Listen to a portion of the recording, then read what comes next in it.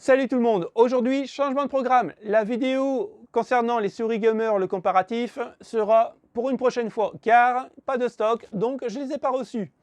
Et vous pensez peut-être que j'ai reçu ma Go XLR Mini? Eh ben non, pas de stock. Donc j'ai une nouvelle table de mixage. À mon avis, vous allez voir la différence au niveau de la qualité du son car elle est extraordinaire.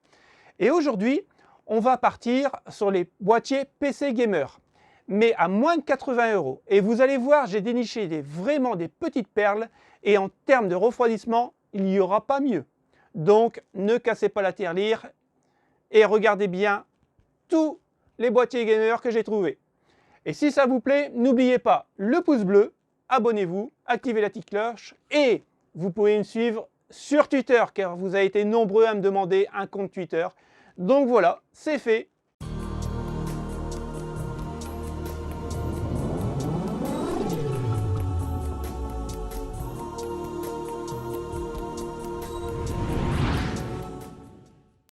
Les amis, pour commencer la sélection des boîtiers gamer très bien ventilés, on va commencer par l'App-Concord C200M. Je l'ai choisi parce que c'est un boîtier mini tour. On va pouvoir accueillir des cartes mères en micro et mini ITX. Donc, c'est très bien.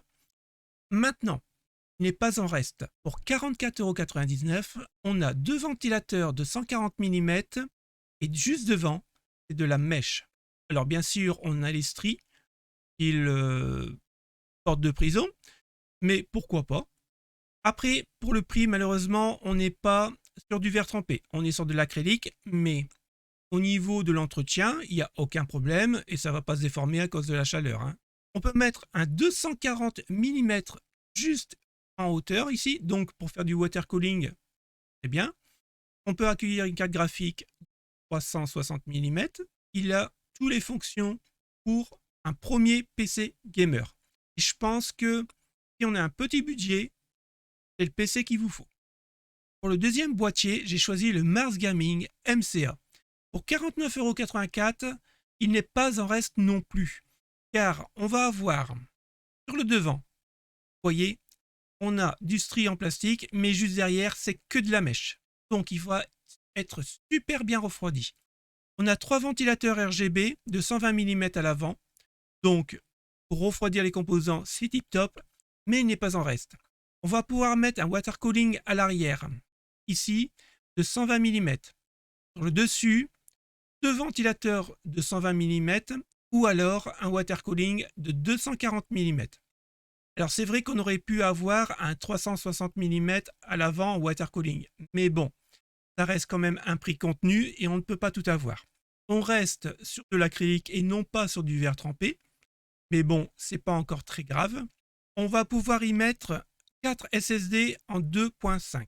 Après, au niveau prise USB, ça reste du standard, c'est-à-dire qu'on aura deux prises USB en 2.0, une prise USB en 3.0, bien sûr la prise casque et micro, le reset et l'on-off. Franchement, pour 49,84 €, si vous voulez un boîtier ATX, bah écoutez, ne cherchez plus, foncez. Pour 54,39 €, on va partir sur un boîtier ATX, le Fractile Design Focus G Window. Alors, il est de conception ancienne, mais vous allez voir, j'ai choisi parce qu'on peut faire pas mal de choses avec. Déjà, on a 6 emplacements pour ajouter des 120 mm en ventilateur. On peut mettre un water cooling de 280 mm, une carte graphique de 380 mm, donc on va pouvoir mettre quasiment tous les cartes graphiques. On va pouvoir mettre un air cooling pour refroidir le processeur de 165 mm de haut, donc c'est quasiment illimité au niveau du choix. On a deux emplacements pour le disque dur monté sur amortisseur pour anti-vibration. On a un SSD à l'arrière sur le panneau et on a trois filtres anti-poussière. On voit ici que la baie n'est pas pleine et on a deux baies pour mettre ou un lecteur DVD ou un lecteur CD. Bon, on va dire 90% des joueurs vont pas l'utiliser, mais pourquoi pas. Maintenant, ça reste un très beau boîtier et franchement, je le trouve vachement sobre. Et vous voyez, on peut mettre l'alimentation en haut. Pour 59,99 €, je ne pouvais pas passer à côté. Je vous présente le Cooler Master Masterbox. Alors, c'est un vieux de la vieille, on le connaît tous, mais par contre, ça reste un super boîtier gamer ventilé. On n'est que sur de la mèche au niveau de la façade.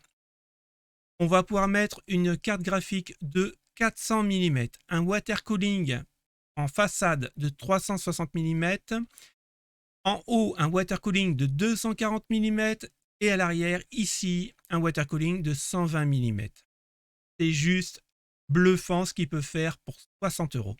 Alors c'est vrai qu'on aurait pu avoir du verre trempé au niveau de la fenêtre. Alors c'est une option, il faudra payer en plus. Mais de l'acrylique, encore une fois, ça reste très bien. Il faut juste faire attention à ne pas le griffer. On peut rajouter 6 ventilateurs de 120 mm ou 4 ventilateurs de 140 mm. On va pouvoir mettre un ventirad de 165 mm. Encore une fois, on aura un large choix au niveau de l'air cooling. Donc c'est juste tip top. En façade, ici, on a le reset, les deux prises jack 3 pouces et demi pour le casque et le micro, bien sûr le on-off en RGB, 2 USB 2.0 et un USB 3.0. Encore une fois, c'est un peu maigre, mais avec la carte mère qu'on mettra, on va pouvoir récupérer de l'USB. Donc, aucun souci. Pour le boîtier numéro 5, j'ai choisi le Metallic Gear Neo Air. Ça vous dit rien? Si je vous dis Neo Cube, ça vous dit toujours rien. Donc, maintenant, si je vous dis Fantech, oui les amis, le boîtier est en partenariat avec Fantech, c'est-à-dire que je pense que c'est une sous-marque de Fantech. Donc, pour 63,21 €, on a du Fantech. En carte graphique, on va pouvoir mettre du 400 mm. En SSD, à l'arrière, au niveau du panneau, on va pouvoir en mettre 3. On va pouvoir mettre 2 disques durs avec anti-vibration en water cooling. Alors là, attention. À l'arrière, on peut mettre du 120 mm, du 280 mm à l'avant. En haut, un 240 mm en water cooling. Vous aimez pas le water cooling? C'est pas un problème. De l'air cooling, on va pouvoir mettre du 170 mm. Et vous voyez, c'est que de la mèche à l'avant. C'est juste génial. Et je trouve vraiment très très beau. Et en plus de ça, hop, vous voyez ici, câble management estampillé Fantech pour 63,21 €. Franchement, je le trouve de toute beauté. Et en plus, c'est de la qualité avec Fantech. Le Colic Observatory Light Mesh est un boîtier ATX. Et pour 65,96 €, je peux vous dire qu'on a du lourd. On a ici du verre trempé. On a de la mèche devant. Le boîtier est fourni avec 4 ventilateurs RGB de 120 mm, commandés par un hub fourni et une télécommande fournie. Vous allez pouvoir gérer la vitesse des ventilateurs et aussi le RGB des ventilateurs. On a aussi la possibilité de monter un water cooling en façade de 280 mm, en hauteur de 240 et à l'arrière de 120 mm. Encore une fois, le air cooling est prévu et on pourra mettre un air cooling de 160 mm. On va retrouver ici des boutons. Donc les boutons standards comme d'habitude, mais on a aussi un bouton pour régler l'éclairage du RGB. Les SSD à l'arrière et les HDD à l'arrière aussi. Et vous voyez ici, on a tout pour faire un bon petit câble management. Donc c'est juste parfait. Ici, on se retrouve avec un boîtier ATX AppConcore H250X au prix de 67,99 €. Alors pour ce prix-là, qu'est-ce qu'on peut avoir? Déjà, je le trouve vraiment très beau. Il est fourni avec 4 ventilateurs RGB de 120 mm. Il est compatible water cooling de 360 mm en façade. On peut mettre un air cooling de 165 mm, une carte graphique de 315 mm. On a des filtres anti-poussière, on a un cache alimentation. Si jamais on ne veut pas voir son alimentation ici, on a un cache pour le mettre. Donc c'est une option qui est quand même assez sympa, je trouve. On a à l'arrière, alors ici, on peut mettre les SSD, les HDD. Et pour faire un bon petit câble management, on les passe par ici. Donc ça reste vraiment du basique. On a du verre trempé, mais franchement, il est très bien ventilé. Pour les fans de la marque MSI, je vous présente le MagForce 100M. C'est un boîtier ATX à 69,99 €. Et vous allez voir, il est tip top. Déjà, il est fourni avec 3 ventilateurs RGB de 120 mm, 2 à l'avant, 1 à l'arrière. Et vous voyez à l'avant, on a de la mèche. Il est fourni aussi avec un hub USB qui peut gérer 6 ventilateurs pour le RGB plus la vitesse de ventilation. Il est synchronisable avec Mystic Light via une carte mère MSI bien sûr. Et on peut contrôler le RGB directement sur le boîtier avec le bouton. Maintenant au niveau de la carte graphique, on va pouvoir mettre une carte graphique de 330 mm. 3B pour le SSD et 2B pour du HDD. Donc c'est déjà pas mal. On va pouvoir mettre pas mal de stockage. En air cooling, on va pouvoir mettre un 160 mm. Donc on va dire que c'est la taille standard. En water cooling, en façade, vous pourrez mettre du 240 mm. En haut, vous pourrez mettre du 240 mm et à l'arrière, du 120 mm. Donc, il y a vraiment de quoi personnaliser ce boîtier gamer. Alors, si vous trouvez les autres boîtiers un peu ternes, il vous faut un petit peu plus de couleur, je vous présente le ROG 6 de Spirit of Gamer. Et là, vous allez être servi.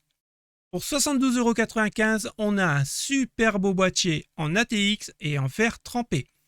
Alors, il est fourni avec 4 ventilateurs RGB de 120 mm, 3 en façade, 1 à l'arrière. On va pouvoir lui coller 3 SSD et 3 HDD. Rien que ça. On a les filtres anti-poussière. Il est compatible water cooling à l'avant et en haut en 280 mm. À l'arrière en 120 mm. Du air cooling, pas de problème. 160 mm d'épaisseur en air cooling. Vous allez adorer le RGB. Vous voyez ici, vous avez des bandes LED un petit peu partout. Et tout est gérable via une carte mère, soit Aura Sync, Mystic Light et vice versa.